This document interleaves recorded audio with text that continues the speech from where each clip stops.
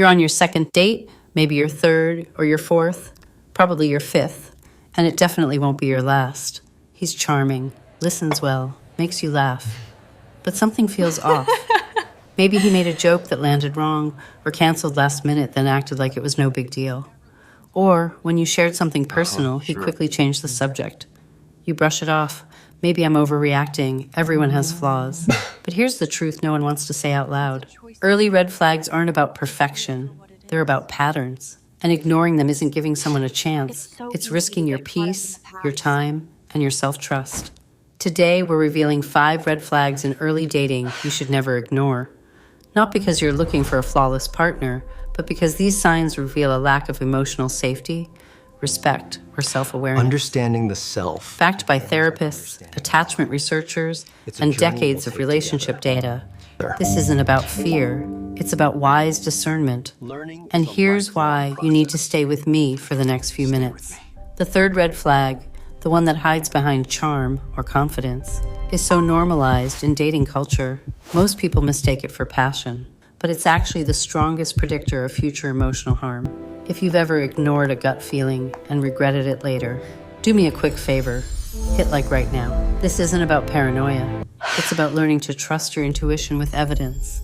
Because that kind of clarity needs to reach every woman and every man who's been told you're being too picky while walking into a storm they saw coming. One day he's all in, texting constantly, planning dates, full of enthusiasm. The next, radio silence, vague replies, busy with no follow-up. When you gently ask what's going on, he says, overthinking. Or, I'm just bad at texting. This isn't being chill, it's emotional unreliability. Dr. Amir Levine, psychiatrist and co-author of Attached, explains that hot and cold behavior triggers anxious attachment even in securely attached people. Why? Because unpredictability creates chronic stress. And here's the key, it's not the inconsistency itself. It's the refusal to acknowledge it. A secure person might get busy, but they'll say, sorry, I've been quiet. Work's been crazy. Still want to see you Saturday. An avoidant or immature person will make you feel crazy for noticing. If he can't take responsibility for his own energy, he won't be able to hold space for yours. He makes jokes at your expense about your job, your looks, your opinions. When you say it hurts, he says, can't you take a joke? Or, you're too sensitive. This isn't flirting. It's testing boundaries. Dr. John Gottman calls this contempt, one of the 4 horsemen that predict relationship failure with 93% accuracy. Contempt isn't just criticism, it's superiority masked as humor. And it only escalates, because if he's willing to belittle you in private, what happens when you're stressed, vulnerable, or disagree? Real confidence doesn't need to put others down. It lifts them up. He moves fast.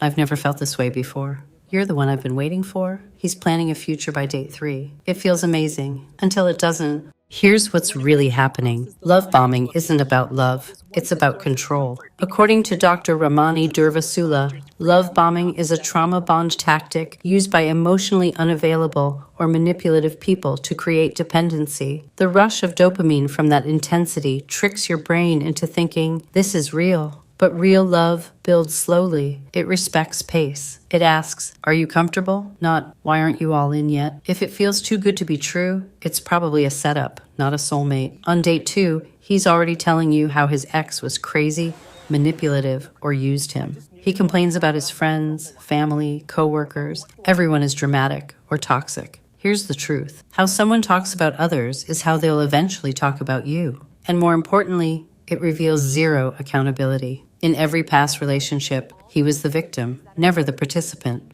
As therapist Nedra Tawwab says, people who take responsibility for their role in past relationships are safe. People who blame everyone else are not. If he can't own his part in past conflicts, he'll never grow with you. You say, I'd prefer to take things slow, physically. He sighs and says, okay, but you're really making me work for this. Or you ask for space after a disagreement and he calls you cold or accuses you of punishing him. This isn't disappointment. It's coercion in disguise. Healthy partners respect boundaries, even if they don't like them. They say, got it, I respect that. Not, fine, but you're overreacting. Because real respect isn't conditional on you giving him what he wants. Let's be clear. Noticing red flags doesn't make you picky. It makes you wise. And walking away isn't giving up. It's choosing yourself. Because the right person won't make you doubt your worth. They'll make you feel safe enough to be fully you. If this helped you trust your gut with clarity, if it reminded you that your peace is non-negotiable, do 3 things for me. First, hit like, not for views, but for the person watching this after ignoring a red flag and ending up heartbroken. They needed to hear this sooner. Second, subscribe. We share science-backed, no-drama relationship insights every week, designed to help you love wisely, not just hard. And third, share this with one friend who's giving him another chance while her intuition screams no. This could be the moment she chooses herself, because you deserve love that doesn't require you to shrink, doubt, or apologize for your boundaries. And that starts with never ignoring the warning signs again. See you in the next one.